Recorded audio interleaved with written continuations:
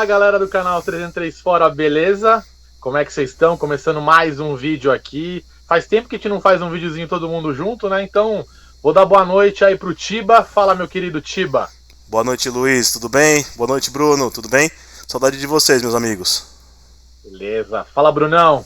Boa noite, velho. Fala, mano, tudo bem? Boa noite, Tiba, boa noite, Valeu. Luiz. Saudade mesmo de ver vocês aqui na câmera. Quem sabe em breve numa live, mas saudade mesmo aí da gente fazer essa gravação aí. Com certeza. Bom, a gente vai abordar alguns temas hoje, né? Como sempre, vamos falar principalmente do trio de ferro da capital, né? Palmeiras, Corinthians e São Paulo. E quer começar, Tiba? Falar aí sobre o tricolor? O que você manda pra gente aí? Bora lá, Tricolor que tem um jogo decisivo, válido pela última rodada da fase de grupos do Campeonato da Libertadores. São Paulo e Tajeres, jogo no Morumbis. São Paulo precisa vencer o jogo para se classificar em primeiro lugar e evitar aí um pelotão, primeiro escalão da Libertadores América no mata-mata. Obviamente o Flamengo também tem chances de ser segundo, então o Flamengo pode ser aí um entrave para quem for primeiro colocado, mas é melhor classificar em primeiro. São Paulo que vai com força máxima, o Caleri parece que reúne condições de jogo. Eu acredito aí que o Tricolor vai conseguir a vitória diante de mais de 50 mil pessoas, é o estimado para esse jogo do São Paulo.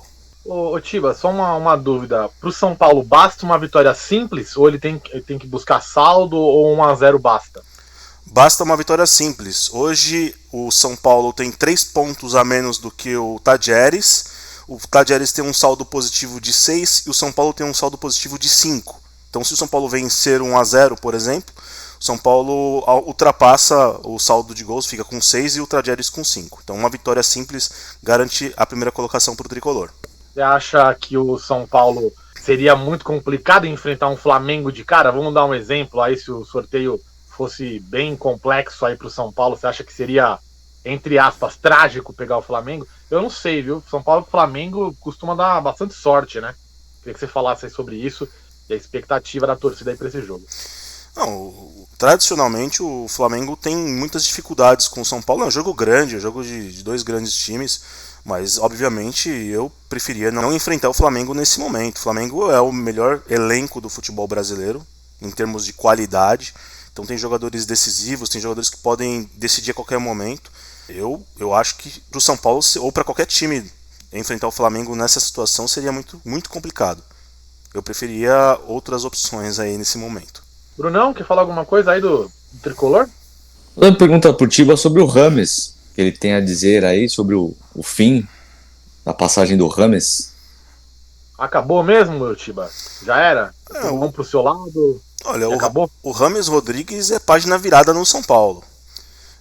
O futebol ele nos traz surpresas, como aconteceu, por exemplo, no início do ano, quando ele já era página virada e de repente ele voltou atrás porque não conseguiu o mercado e voltou atrás para poder jogar no São Paulo. A grande questão é, o Rames foi convocado para a seleção colombiana, vai disputar a Copa América, e esse talvez seja o grande trunfo do Rames para que ele possa conseguir aí uma transferência até para a Europa, tá? Para algum time de segundo escalão, terceiro escalão da Europa. O intuito dele é esse, é sair do São Paulo e ir para algum time onde ele possa jogar aí.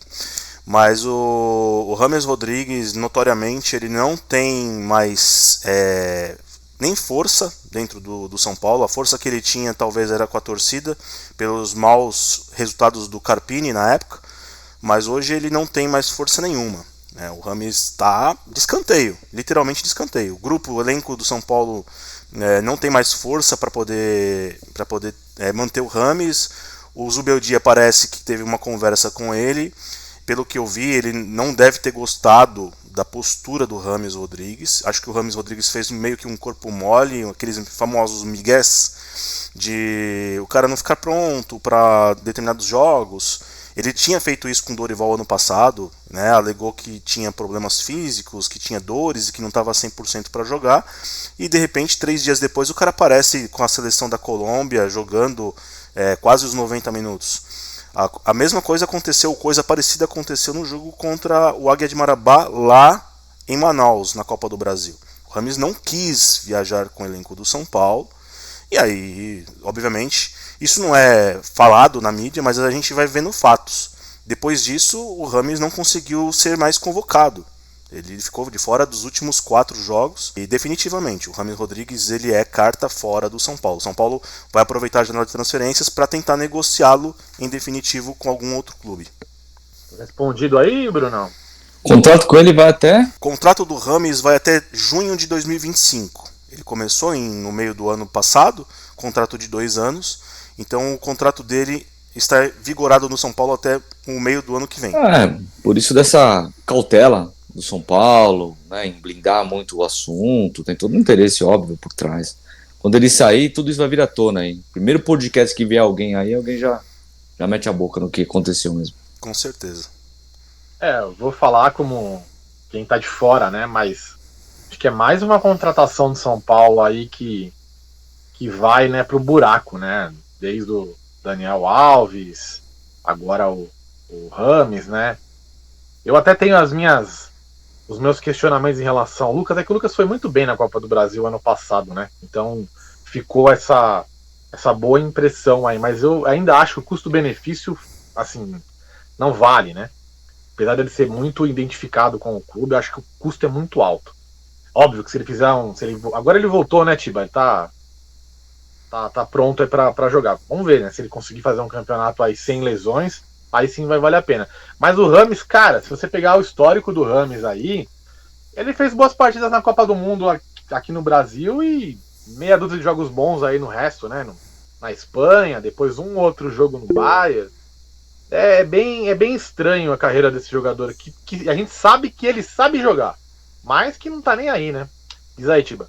Eu costumo falar nos grupos de WhatsApp dos São Paulinos que o Rames Rodrigues é um Alexandre Pato que habla espanhol. Ele viveu mais de estrela, né, do status, viveu mais de celebridade do que propriamente de jogador de futebol, por onde ele passou. Teve alguns lampejos, a qualidade dele técnica é indiscutível, mas ele não é um jogador de futebol, né? O jogador de futebol não é só qualidade técnica hoje em dia. Hoje o cara precisa ter um cuidado, um preparo.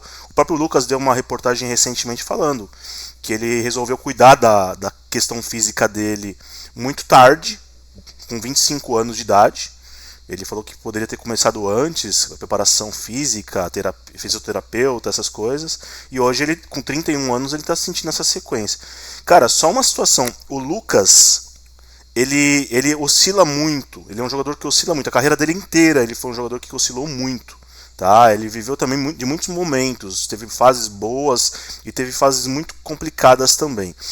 Só que o Lucas tem um número bom de assistências e gols no ano. O Lucas tem 4 gols e 5 assistências pelo São Paulo no ano. Não é um número que a gente tem que desconsiderar. Tá? Por todas as lesões, por tudo que aconteceu com ele nesses dias aí. Eu espero que ele tenha uma sequência, depois dessa lesão que ele teve, eu espero que ele tenha uma sequência, porque acredito que ele possa ser muito importante para o São Paulo, principalmente nos jogos de Copas. Tá? O Lucas, ao meu ver, ele tem potencial até para a seleção brasileira, tá? Acho que é um jogador que poderia estar na seleção facilmente. Se tivesse sadio, acho que ele teria até condição de brigar ali por uma vaga, principalmente no meio, que é uma posição carente na seleção, né? Se você olhar e falar quem é o meia que o Brasil tem hoje, um meia. Aliás, eu até queria fazer um vídeo sobre isso, cara. Eu acho que a posição, né, a profissão camisa 10 acabou. Você não consegue mais ver esse jogador em campo. São raríssimas as exceções, né, de jogadores camisa 10. Pensem aí, me fala aí, 3 camisa 10 no Brasil. Camisa 10. Sabe uma coisa que eu acho que influenciou nisso daí? Esse esquema tático padrão hoje dos times, né? Pra mim, eu sou muito saudosista e a favor do 4-4-2 aí, né? Com um meia esquerda, um meia direita, né? Eu acho que esse esquema de hoje acabou com esse negócio de meia. Acabou. Cara, eu penso também que o Guardiola, ele é um gênio, mas ele fez, entre aspas, ele fez mal ao futebol. Hoje os times eles copiam basicamente o jogo do Guardiola. Todo mundo tentando sair jogando com a bola, aquele ataque que parece um U, né? A bola vem de um lado e faz um U, vai para o outro lado e fica nisso. Se assiste qualquer jogo, com exceção do campeonato alemão, que eu vejo que tem ligações diretas, E no Brasil ainda tem alguns times que jogam assim, com ligação. O Palmeiras é um deles. O resto é tudo igual, cara. É esse padrão aí maldito desse U aí. Eu tava pensando, eu falei, cara, não lembro de jogador camisa 10. Porque ó, no Palmeiras o Veiga não é um 10. O Veiga, ele é um meio atacante. No São Paulo, você acha que o Lucas é um camisa 10? Talvez seja o mais próximo ali. Mas também não é um 10, é um cara que gosta de carregar a bola. Pensa aí, ó, vocês não conseguem falar um jogador aqui no Brasil. Talvez o Arrascaeta seja o mais 10, né? Mas que mesmo assim ainda é muito jogo. Tem muito jogo que ele é muito ali na beirada, né? Muito afastado dali, né? O Ganso também, com o Diniz, ele recua um pouco. O Ganso também, que teria condições para isso. Né? O Renato Augusto teria condições para isso também. É, exatamente. Mas se você olhar também, inclusive no futebol mundial, você vai achar poucos camisa 10, né? Uma posição mais carente, né? Eu concordo com você com relação ao que você falou, que os jogos hoje agora são mais jogos pelas beiradas do campo, fazendo aquele famoso U.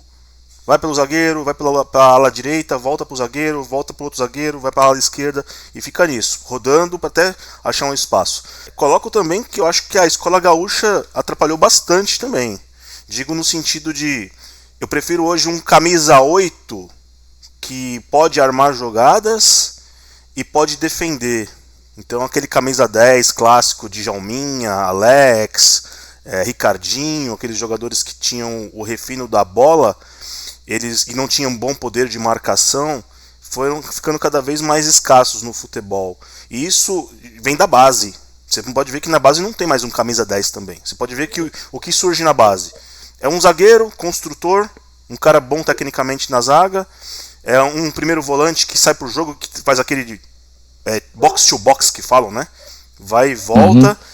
Ou é um atacante de lado moleque driblador que é bom no 1 contra 1, entendeu? E é só isso. Você não tem outras funções dentro do futebol. A técnica ficou em segundo plano. Ficou em segundo plano. Mas sabe o que me incomoda? Bom, eu acho que vocês assistem muito futebol como eu. Tô apaixonado pelo esporte, além do Palmeiras. O Palmeiras é uma coisa, o futebol é outra, né? Acho que vocês também tratam da mesma forma. Mas, cara, eu tava assisti vários jogos esse final de semana. E me chamou a atenção o que os jogadores vêm fazendo. Por exemplo, o time tá no ataque, sei lá, avançou o time, a bola é recuada pro zagueiro, tá? O zagueiro, ao invés de já colocar essa bola no lateral, ou devolver essa bola pra área, ou buscar alguém ali de costa fazendo um pivô, não. O zagueiro pega a bola e volta pro goleiro. Aí o goleiro pega essa bola e volta no zagueiro. Então você vê que se perde um tempo totalmente desnecessário. Você vê que falta, inclusive, confiança pro jogador. Porque, cara, se é para devolver pro goleiro e o goleiro devolver para você, não faz sentido esse passe. O Palmeiras faz isso direto. Eu fico louco no estádio, cara, quando acontece isso. Eu acho assim, é uma coisa que vem acontecendo com todos os times. É sempre a mesma coisa. Ou o cara tá aqui do lado, aí ele olha, pensa e toca. Porra, é só levantar a bola pro outro lado, sabe? Então, assim, enfim, Bruno não levantou a mão aí. Isso que você percebeu pra mim é o resultado disso que você falou do Guardiola de jogar em U.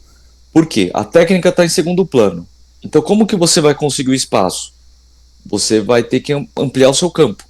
Direcionar. Então eu vou voltar pro goleiro para eu conseguir ter mais espaço para ver aonde aquele cabeça de bagre da ponta vai conseguir chutar pra frente e sair correndo. Que é assim que a gente vai... Cara, é pobre isso. É um jogo pobre pra quem viu outras gerações aí de meias e atacantes também que sabiam fazer, ou zagueiros que sabiam sair quando tinha líbero. Hoje é muito raro você ver uma tabelinha, cara. Eu fico impressionado com isso. Eu falo, e você vê espaço. Eu até dei um exemplo aqui do Wesley do Corinthians.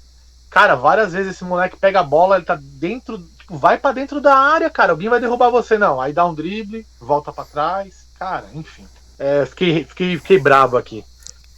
Tiba, algo mais aí de São Paulo? Não, só isso mesmo. Eu acho que a grande situação é a volta do Caleri, depois de um tempo lesionado. O Lucas deve também ter condições para jogar. Não sei se os 90 minutos, se ele vai estar à disposição desde o início. Mas o São Paulo vem fortalecido para esse jogo. Eu só queria fazer um comentário. Dias atrás teve aí a CPI aqueles problemas que o John Textor trouxe à tona. E o Júlio Casares, presidente do São Paulo, participou junto com os senadores Cajuru e Romário. E gostei muito da postura dele, foi bem coerente nos assuntos. Aquele famoso morde a sopra, né? Fez algumas questões de irresponsabilidade, né? Não que ele disse necessariamente que o John Textor foi irresponsável, mas se ele não tiver como provar, com certeza ele vai tomar aí alguns processos pesados. É muito difícil você fazer aí acusações como essa através de coisas sem fundamento. Defendeu o Rafael, goleiro do São Paulo, depois daquele jogo de 5-0 com o Palmeiras, e também fez menção de que o São Paulo vai buscar informações a respeito e vai travar, se precisar, se for necessário, travar uma briga judicial com o John Textor. Então vamos lá, gente. O Corinthians, que entra em campo nesta terça-feira, 19 horas, na Neoquímica Arena, contra o glorioso Racing do Uruguai, pela Copa Sul-Americana, última rodada. Em resumo, Racing do Uruguai é o primeiro do grupo, tem um ponto à frente do Corinthians, é a última rodada. Logo, uma vitória simples do Corinthians já garante a primeira colocação, que significa uma vaga nas oitavas direto, né, sem passar por um playoff. Corinthians que, nesse jogo, vai ser a despedida do Paulinho, né, Paulinho que não chegou num consenso com a diretoria por um acerto. Para mim é uma ótima notícia. Obrigado, Paulinho. É isso aí. É um alívio financeiro mensal, né, para o Corinthians.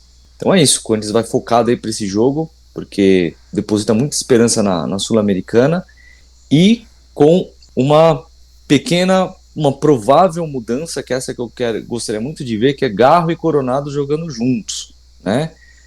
É claro que a gente fica pensando como vai ser o posicionamento do Coronado, né? Se vai ser mais aberto ou como jogar junto do Garro ali no meio dos meses, porque como a gente falou há pouco, que o Mion trouxe isso daí, o 4-4-2 com 2 meses, eu acho que o Corinthians podia começar a tentar pensar em algo assim. Mas vamos aguardar aí esse próximo jogo aí, e espero que o Corinthians consiga aí esses 3 pontos para ter a primeira colocação. No jogo contra o América de Natal, eu vi que o Coronado ele se movimentou muito, né? Ele não ficou só numa determinada posição no meio. Ele chegou a jogar pelos lados também e criou situações de perigo. Então, isso pode ser alguma situação de que o Antônio Oliveira possa jogar com os dois, com o Garro mais centralizado e talvez o Coronado com mais movimentação? Sim. Tanto que desde a primeira vez que o Coronado entrou, ele começou mais aberto, né? E depois ele tenta algumas coisas mais por meio. O que eu acho que deve acontecer nesse jogo mesmo. De início, acho que ele deve começar mais aberto, dependendo de como o jogo se desenha, se precisar de algo mais de criação e tudo mais, talvez ele recue um pouco mais para dar mais força ao Garro. Aí perde um pouco de profundidade, né? Ou fica um time penso, né? Mas a tendência é o Coronado começar, se ele começar mesmo, né, no lugar do Romero, começar mais aberto, né, e aí eu tenho essa esperança de ver ele um pouco mais recuado junto do Garro. Show de bola. Brunão, queria que você falasse a respeito aí de uma possível negociação do Wesley com o futebol inglês, e também depois aí, se você puder falar sobre a matéria que o Juca Kfouri fez, né, sobre uma laranja lá no patrocínio do Corinthians, se você puder explicar pra galera aí. Eu vi muita gente em dúvida do que aconteceu.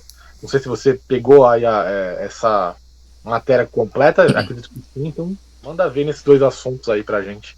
Tá, vamos começar por essa matéria que o Juca Kfouri trouxe, né, e que desencadeou até num afastamento, né, do superintendente de marketing do Corinthians, tá?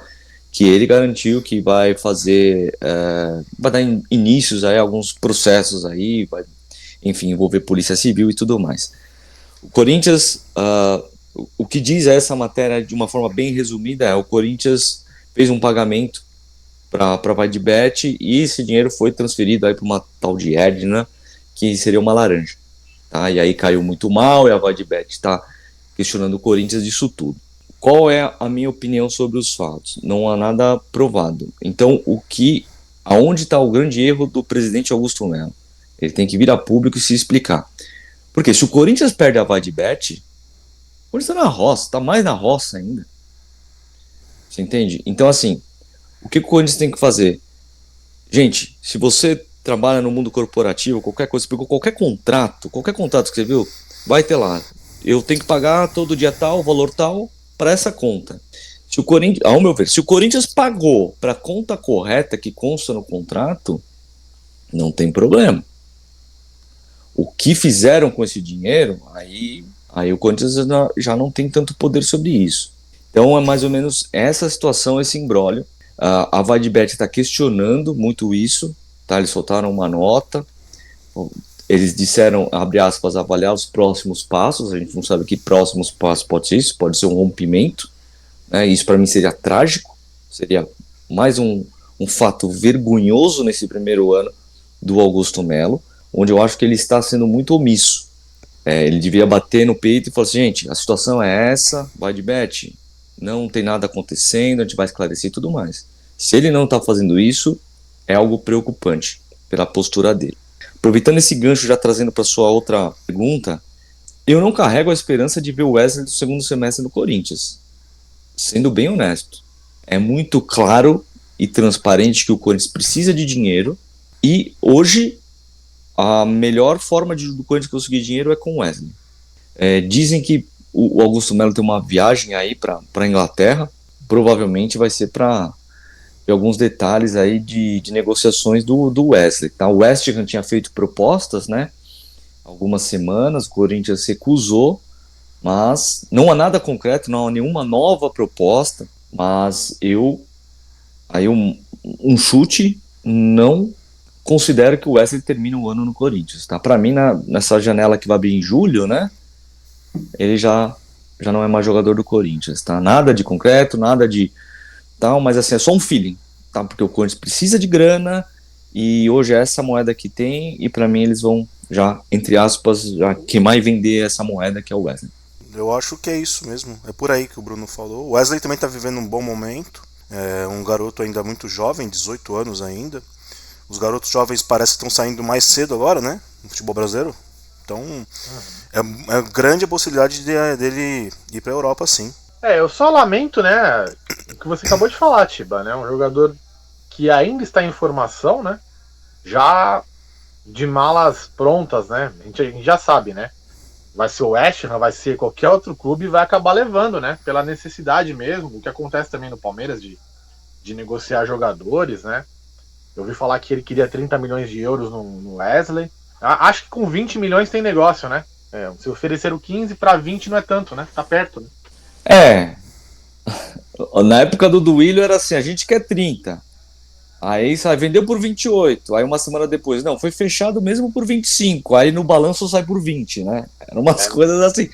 Mas assim, uma coisa é o quanto você quer. Vamos supor, você quer 30 milhões? Ok. Por 100%? Porque tudo é negociável. Às vezes o cara falou que eu quero 30 por 100%. Mas ele aceita vender por 25 e ficar com 15%, com 20%. Acho que não faz muito sentido, né, nessas negociações, é você vender um garoto aí que a gente sabe que tá bem, né, que tem um bom futuro pela frente, rapidamente vender esse jogador, e aí você contrata um veterano para ganhar 3 vezes mais que o moleque ganha, né? Você gasta mal, né? Você vende, ok. Eu não sou contra vender jogador, eu acho que a venda do jogador não é só o clube, né? É o empresário, é a família, é a namorada, é o moleque, é o sonho, é o PlayStation que o moleque quer jogar na Europa, sabe aquela parada? Então eu falo, pessoal, não é tão simples assim, não vou vender. Mas eu acho que contratar que é a grande questão, né? Os times contratam muito mal, muito mal. Isso no geral, né? Óbvio, tem boas contratações. Mas é uma pena, né? O menino já indo embora aí. Eu acho que vai muito disso daí que você falou, tá, Luiz? De como você repõe. E outra, não é que você tá vendendo um cara que, desculpa, ele não vai ser o novo Ronaldo Fenômeno, coisa do tipo. Então, assim, se você tem uma base, acho que você consegue trazer um cara talvez mais experiente, mas talvez já começar a olhar pra base e falar, tem esse cara. O Corinthians foi campeão da Copinha, com gol de um tal de Kaique, que o Corinthians poderia falar, quando vai vender o Wesley, Kaique, vem cá, vamos renovar, como que você tá, você quer, não quer, entendeu? A mesma coisa, o Cássio saiu, chegar no Carlos Miguel, vamos renovar, é a preparação da venda. Não é vender para colocar um número muito grande no jornal e depois falar, o que eu faço agora que eu vendi?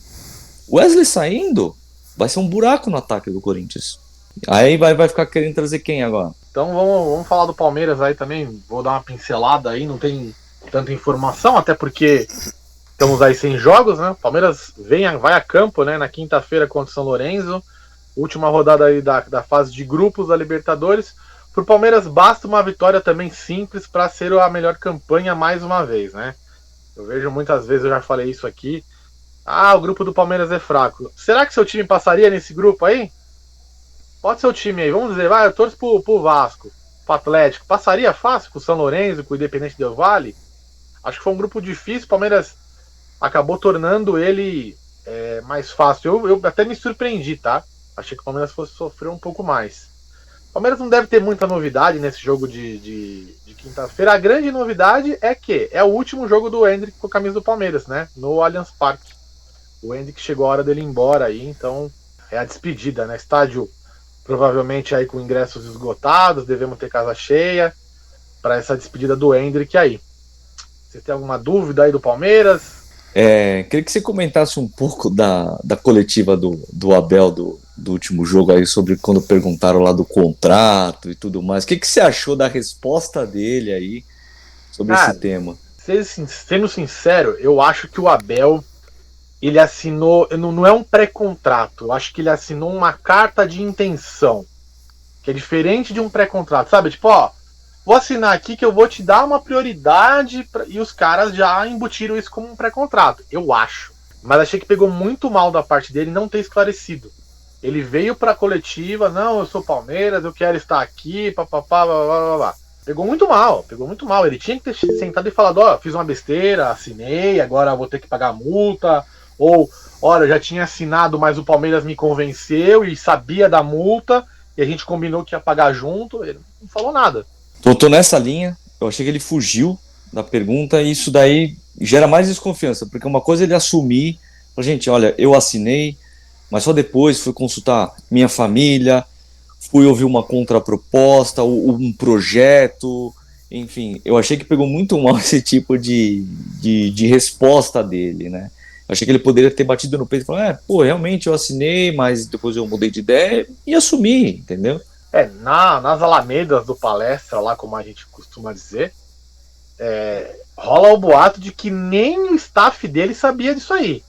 Os caras trabalham com ele ali, né? O Castanheira, João Martins, falaram que nem esses caras sabiam. Todo mundo ficou tipo, mano, o que aconteceu? Então, a história que parece foi a seguinte: parece que ele assinou essa intenção de venda e a mulher dele falou, não vou embora, agora eu me adaptei ao país, nós vamos ficar. E aí, parece que quem sabia da história era a Leila.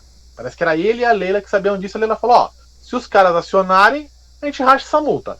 Essa é a história que corre, né, pelas alamedas. Se é verdade ou não, a gente não sabe. Mas que pegou mal pra caramba, né? Pegou mal. Se tem um lado bom dessa história pro torcedor palmeirense, é que o Abel se queima um pouco no mercado, né? Falar, esse cara não tem palavra, né? É o que mais a gente quer que o Abel fique. Apesar dele estar... Eu acho assim, o Palmeiras foi campeão paulista, mas não faz um grande ano, tá? Tem muitas coisas que o Abel vem errando aí. Não, só pra finalizar, é que quando eu vejo, independente do clube ou do jogador ou do técnico, dá essas respostas, ou do presidente, no caso, por exemplo, do Coelho, que dá essas respostas totalmente sem nexo, ele tá mexendo trouxa. Né? Ele tá me chamando de trouxa. Eu falei, responde isso ou não, sabe? É isso que o Luxemburgo, ano passado, eu dava umas coletivas que eu desisti de ver coletivas do Luxemburgo. Eu desisti. Quando o Corinthians sofreu na Argentina contra o Estudiantes, ele vai falar que o importante foi passar, tomando 4 bolas na trave. Cara, ali eu desisti, porque eu botar o nariz vermelho aqui e falei, eu sou palhaço. Então eu falei, poxa, será que o torcedor palmeirense queria ter ouvido algo mais sincero, por mais que doesse, mas algo mais sincero, ou se contentou talvez com essa resposta dele? Eu acho que isso daí é um tapa na cara dessa galera aí que são os Abelzetes, né? Tem uma galera que trata o Abel como se ele fosse um deus. Eu sempre fui contra isso, eu sou palmeirense, se o Abel sair eu quero que ele vocês entenderam, entendeu? Então acho assim, a gente tem que aprender, eu falo isso para todo torcedor que é mais novo, né? A gente já tá vamos dizer assim, né, meia idade. Eu falo pra todo mundo, eu falo, você tem que torcer pro seu time. Você é pro corintiano? Então você torce pro Corinthians, não é pro Augusto Melo, pro Cássio, pra qualquer um. São Paulo a mesma coisa, o Palmeiras a mesma coisa. O Palmeiras não pode ficar refém do Abel. Lógico, o Abel é o maior técnico da história. Beleza, eu concordo. Agora, se ele dá mancada, a gente também tem que vir aqui e falar, ó, o Abel fez cachorrada. Porque isso é uma palhaçada. Entendeu? A não ser se ele vem e fala, ó, eu assinei, a Leila veio e me ofereceu algo melhor, ela sabia, beleza, eu ia falar, tranquilo, né? Ela cobriu a proposta dos árabes. Mas não, ele deu esse discursinho aí, enfim, pegou muito mal, sim. Me irrita um pouco esse perfil português, já aconteceu com o Vitor Pereira, com o Abel. Todo final de ano eles começam, não sei se eu vou ficar, não sei se é isso, não sei se é aquilo. Parece aquela menininha que você saiu, aí vamos namorar, não sei, tô pensando, não sei se eu vou pra faculdade, se eu vou namorar, se eu quero ter alguma coisa séria ou não. Porra, desculpa, mas, né? O time não pode ficar refém. E eu vejo que os times estão ficando cada vez mais reféns desses técnicos. O Tiba tá dando risada, mas cara, todo final de ano, e você vai passar isso com o Zubeldia, pode contar. Pode ter certeza, no final de ano, se for bem, né? Cara, o São Paulo foi campeão, não sei se eu fico. Porra. eu tô dando risada porque eu não acho que isso é exclusivo dos portugueses. Eu acho que isso é claro e manifesta a questão do ego que infla muitos treinadores no futebol. O Tele tinha essas coisas.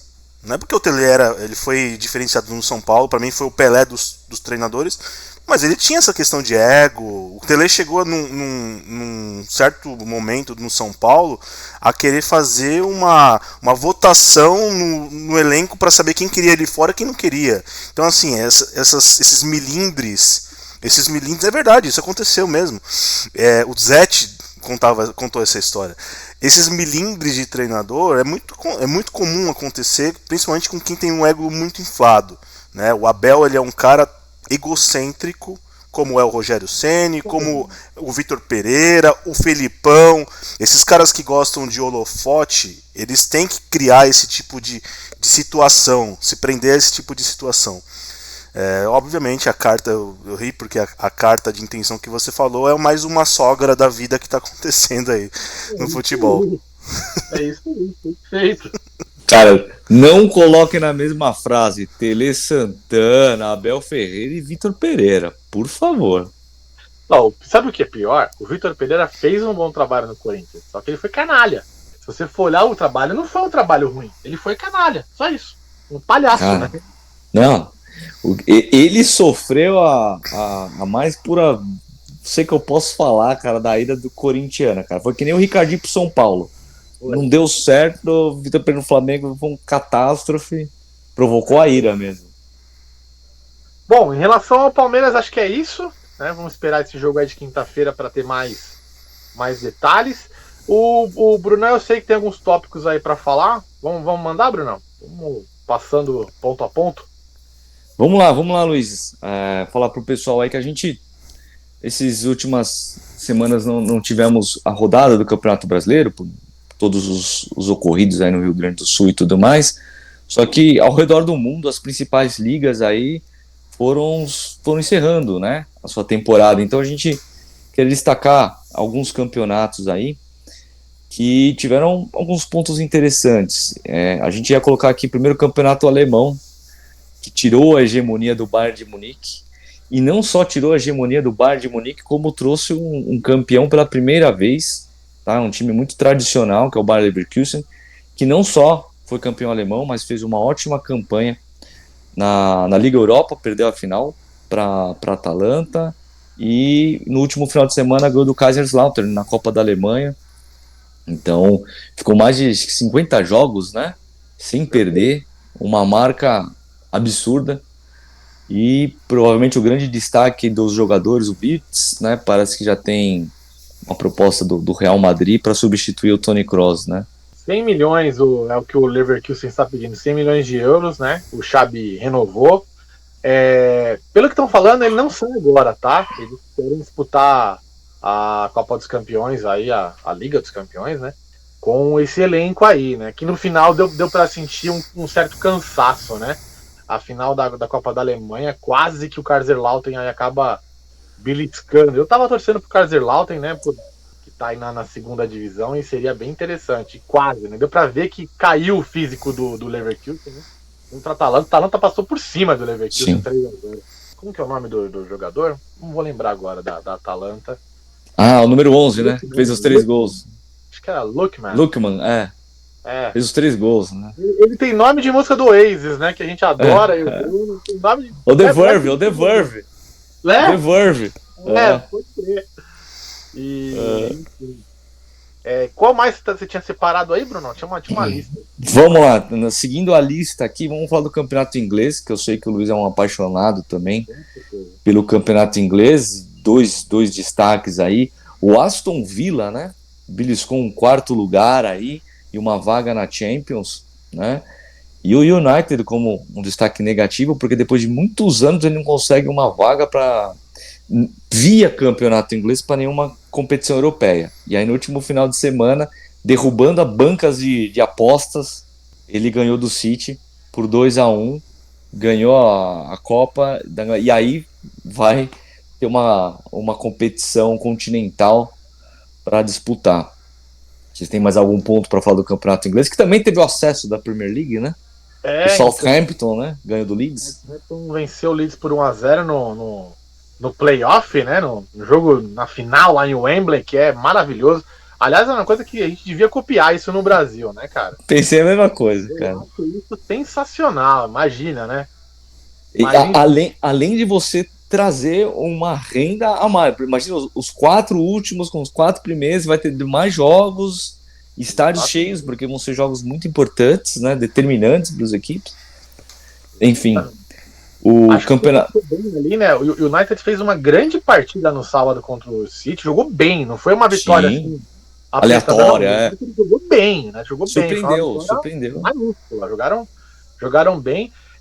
O destaque negativo do campeonato inglês também o Chelsea, né? O Chelsea que investiu muito e não conseguiu nada, né? No final do campeonato, o Chelsea achou um time e começou a melhorar, mas acho que de campeonato inglês é isso. Qual que é o próximo? Queria que você falasse um pouco mais a respeito desses jogos decisivos de acessos e de rebaixamentos, que eu acho que a galera ainda não pegou, né, a ideia de como que funciona.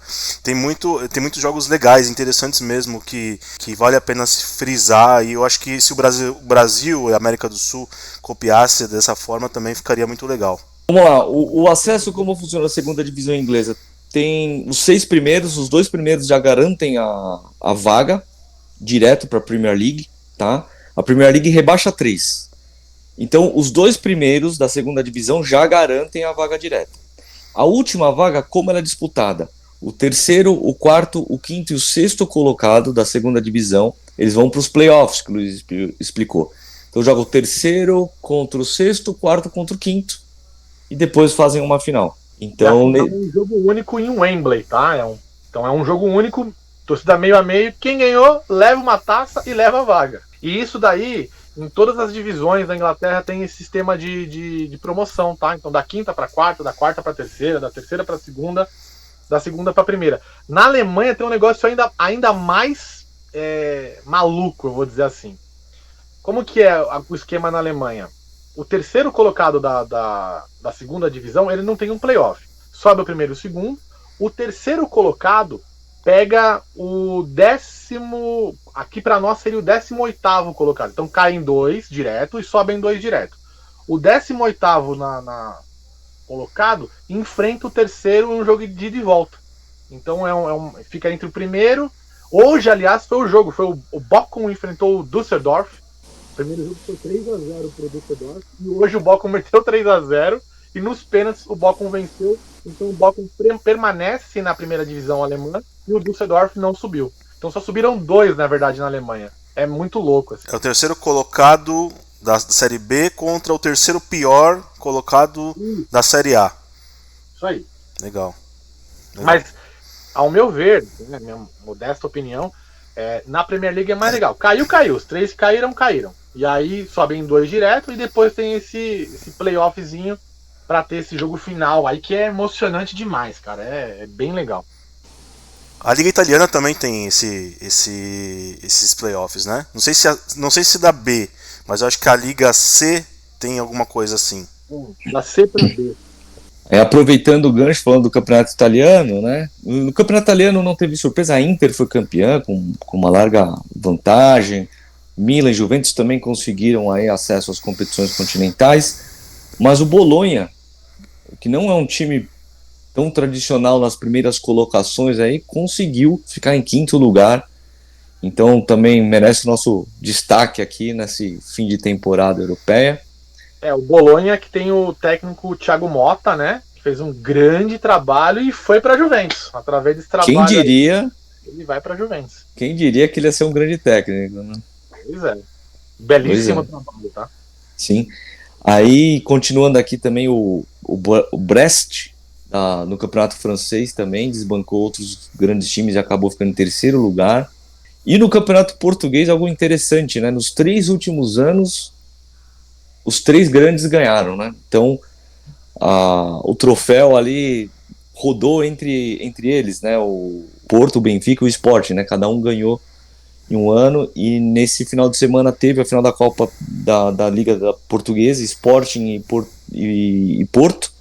O Sporting, atual campeão português, né, da Liga, contra o Porto, que era até então defendia o título da Copa, e ganhou na prorrogação por 2-1.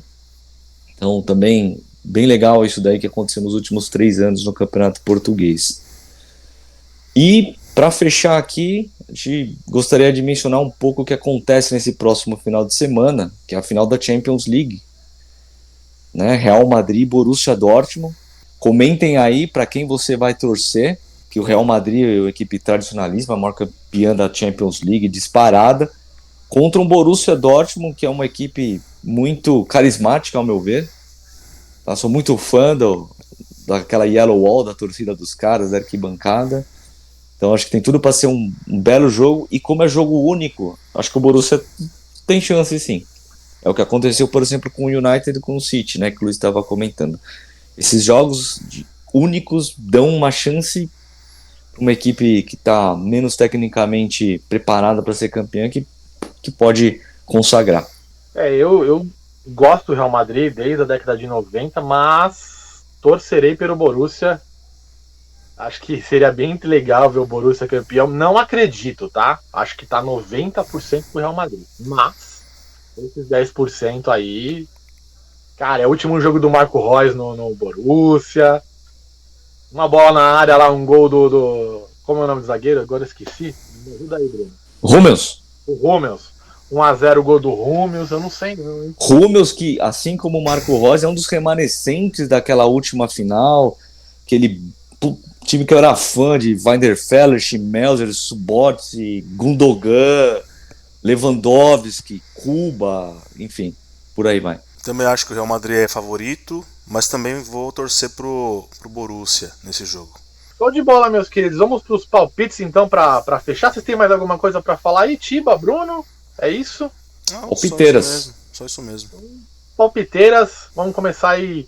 Primeiro jogo aqui, o São Paulo ou Corinthians vem a campo primeiro? É o Corinthians, né? Corinthians. Então, Corinthians. Corinthians e Racing do Uruguai. Corinthians e Racing do Uruguai. Pra mim, 3-1 pro Corinthians. Tiba? 2-0 Corinthians. Eu vou de 3-0 Corinthians. São Paulo e Tajeres. Será que o menino vai gritar de novo, ô Tiba? Que eu marquei, você me xingou no Instagram, né? O quê? Aguante Tajeres. Ele vai gritar de raiva. 2-1 São Paulo. Apertado, hein? Boa. Bruno? 2-0 São Paulo. Ó, eu acho que dá São Paulo, mas eu vou falar 1-1 só pra poder mandar o gordinho pro Tiba. Bora lá, né? E pra fechar, Palmeiras e São Lourenço, eu acho que o Palmeiras vence aí. Apertado, tá? 2-1 contra o São Lourenço, deve ser um jogo duro. São Lourenço, ele disputa alguma coisa ainda? Na briga, né? Se ele vencer, ele fica em segundo, provavelmente. 1-2. 3-1. 3-1 pro Palmeiras. Queria agradecer aí ao Tiba, ao Bruno. É um prazer estar com vocês, galera. aqui sempre. Galera, deixa seu like, se inscreve no canal, manda o canal pra vovó, pro vovô, pra titia, pro chefe, pro amigo da padaria, pra todo mundo. E outra coisa, achou que a gente esqueceu de comentar? Escreva aí. Quer divergir das nossas opiniões? Escreva aí, muito bem-vindo os comentários, tá? Quer xingar o tio Luiz? Escreve aí também. Tô devendo mais matéria do tio Luiz aí, mas pode me xingar, entendeu? Vai no meu Instagram, xinga, bloqueia depois, cria um fake. É isso aí, a gente quer interação, né? Então é isso, gente. Forte abraço pra vocês, boa noite. Boa noite. Espero que tenham uma excelente semana aí, e é isso. Ótima semana pra vocês. Valeu, galera. São Paulo não caiu, São Paulo não caiu. Abraço. Vamos ter vídeo, vamos ter vídeo. Avante palestra, chama. Abraço. Vai, Corinthians. Tchau, tchau. Tchau.